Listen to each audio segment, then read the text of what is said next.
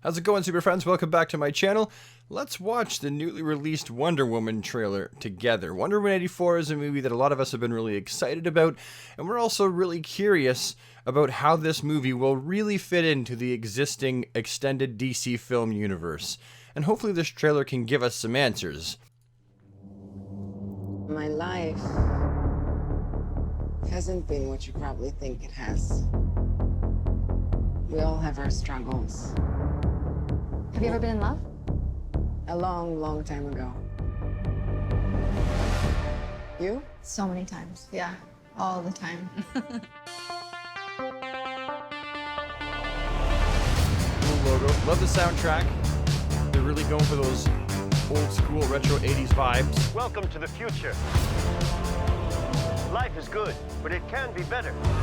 Max Lord. That's Why Max shouldn't Lord. it be? Love the old school cop cars. All you need is to want it. She is operating a Oh, she's taking out the camera. Think about finally having significance to that. everything you always wanted. I can save today, but you can save the world. Steve.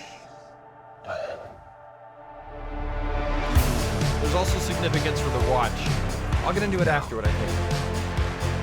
I take what I want in return. Everyone will see. Love the cars, though.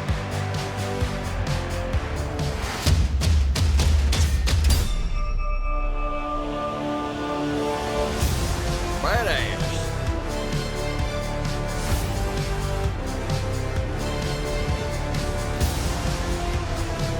This is The cool. world needs you. What was that? You know what you need Lasso to do. vortex? That was cool.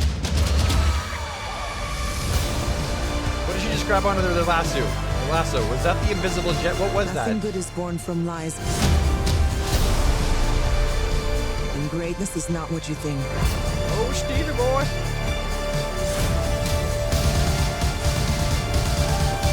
She's riding the lightning like Tarzan with her lasso. Look at that. Oh, you know what that is? That is the Kingdom Come suit. That is cool. All art. Breakdancing in there. It's Steve with the fanny pack. That's just a trash can. It's just a trash can. Yeah. Okay, well. So that certainly was a lot to unpack. There were so many points that I picked up from in that trailer that I think that this, in many ways, was almost the perfect trailer for Wonder Woman, at least the first perfect actual trailer, because so many trailers give away pretty much the entire plot of the movie and the entire story, and they show almost every important scene and fun action scene in the movie within the first trailer. Now, quite often, it's like a 2-minute trailer or a 3-minute trailer, and they show everything. This was a little bit shorter than I'm sure a lot of people would have liked, but I think that this was a really great first actual non-teaser trailer for the Wonder Woman 84 movie. There were a lot of things I picked up on. Let's unpack some of it. So first, off the bat, a lot of people are asking the question is, how does this movie fit into the existing DC Films continuity? Wonder Woman, as we've seen her presented previously in Dawn of Justice, in the Wonder Woman movie, in Justice League, right up until the end of Justice League, had tried to operate primarily as much as she could in the shadows, keeping her work a secret. But yet here we see her in Wonder Woman 84, a time clearly before Dawn of Justice and the Justice League, operating openly out in public in a shopping mall.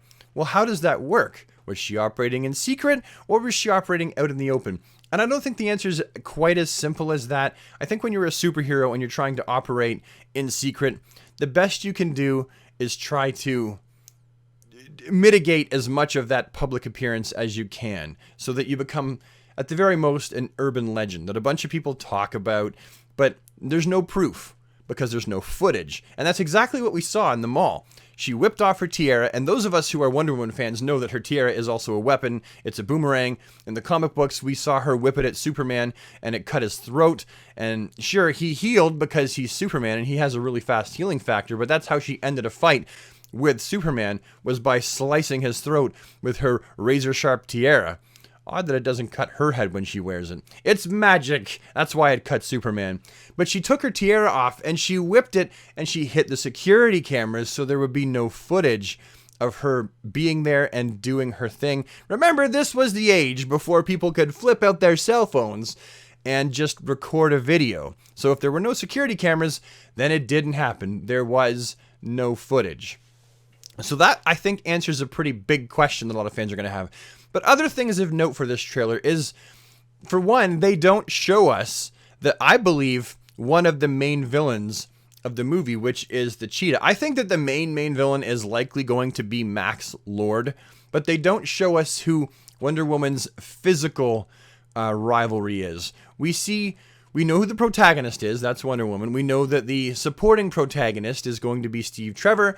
We know that the antagonist is going to be Max Lord, who, by the way, I think is a very good casting. He seems like your sly, snake oil peddling, all smiles and sunshine, and you could trust me on the front, but meanwhile, he's got devil horns underneath that hair of his, with massive megalomaniac plans in the back. I think it was a great cast, but we know that we know that Max Lord, rather, is probably going to be the main antagonist, but there needs to be that second antagonist to match the fact that there are two main protagonists, and that would be Cheetah.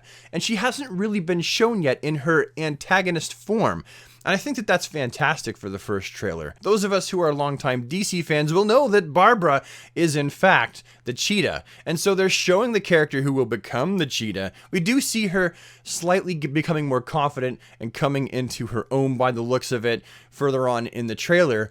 But we don't see her in her physical antagonist form, someone who will present a physical threat to our very physical fighting Wonder Woman. They're holding that card close to the chest. And I think that that's a very clever move. Probably till the second or even the third trailer, we likely will not see the Cheetah actually rendered. We won't see her in any kind of fight with the Wonder Woman, which is very cool. Also, I think that the invisible jet was in this trailer. I'm pretty sure there was a time when she grabbed onto it with her lasso and up she went. I'm pretty sure that the invisible jet was there, and there definitely was a theme of her looking at these aircrafts and being in aircrafts and wanting an aircraft. Why the invisible jet didn't show up in later movies is beyond me. I don't really know what was going on there. Maybe it's destroyed in Wonder Woman 84. Maybe they only brought it back for the nostalgia of Wonder Woman 84. I suppose that remains to be seen, though. Another thing that I thought was really cool, though, is that, and to me this is obvious, that the Cheetah is going to be a major physical threat to Diana, to Wonder Woman, and she is in the comics. Those of you who know the comics know that the Cheetah is a very valid, viable threat to Wonder Woman physically. We get to see Wonder Woman in Kingdom Come armor. Now, the movie has nothing to do with Kingdom Come, but that armor, those of us who are familiar with the Alex Ross version of the DC Universe will recognize that armor immediately as the Kingdom Come armor. Now, why is she wearing it? Well, we do see in the trailer, it's entirely likely that she does go back to Themyscira. Likely, I'm betting, after her first actual fight with Cheetah, she probably goes back to lick her wounds, or to regroup, or to find something that can help her. And that's likely where she is gifted or given or shown, or maybe has it forged for her right there when she's there, that golden eagle armor with the wings.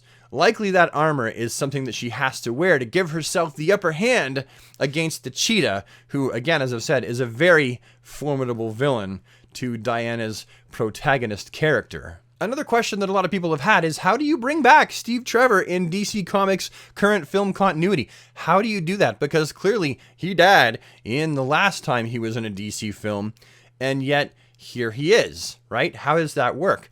I seem to think, and this is a rumor going around the DC universe, film universe rumor mill, is that Steve Trevor doesn't actually look like Steve Trevor. We see him as Steve Trevor, so the story goes, because Diana can. We see what Diana sees. And that certainly is very plausible, that somehow he was reincarnated or something has happened somewhere. Or maybe he's a Steve Trevor from a different universe that maybe didn't die. I mean, I don't know for sure, but there is a moment where you can see in the trailer where there's that digital watch in the hands there, and they're touching the watch together or something like that. And it seems like that's the moment where Diana's eyes are open, and then she can see Steve Trevor for who he is, for the love of her life. That's just my opinion at this point. I don't really know how else they could do it. So that seems to me like certainly a very plausible idea at this point. And it is also very interesting that the first time we saw Wonder Woman and Steve Trevor, you know, in the world of mankind, it was Steve Trevor that was showing Wonder Woman around, showing Diana what's what, and taking her to places. And she was experiencing, you know, for the first time. But here we have a Steve Trevor who is now in the future for him, 1984. We see him in a world that is now foreign to him, a world of man that he doesn't understand, that, you know, these automobiles, what's up with these big cars and televisions? And there were so many things that he just would not have had in his time, that it is a brave new world for him too.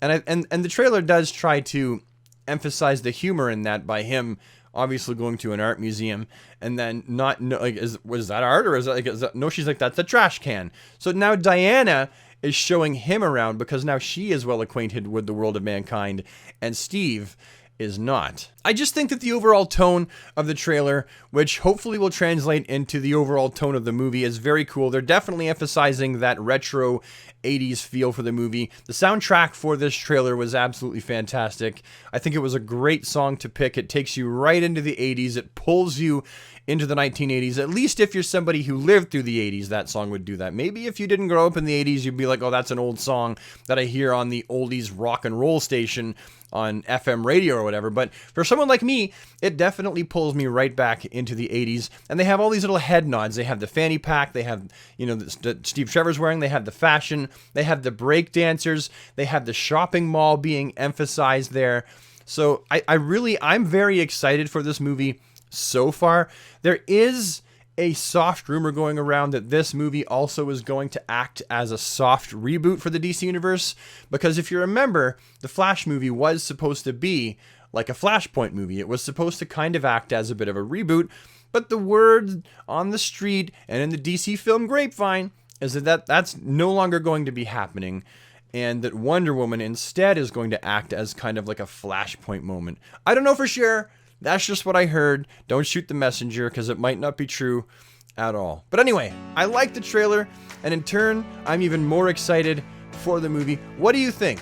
I mean, obviously you've seen the trailer if you just watched it with me, but are you excited about the movie? Did the trailer get you excited for this next installment in Wonder Woman's cinematic film mythos? Let me know in the comments section down below, and I'll see you next time with the next one. Have a DC day, everybody. Take care.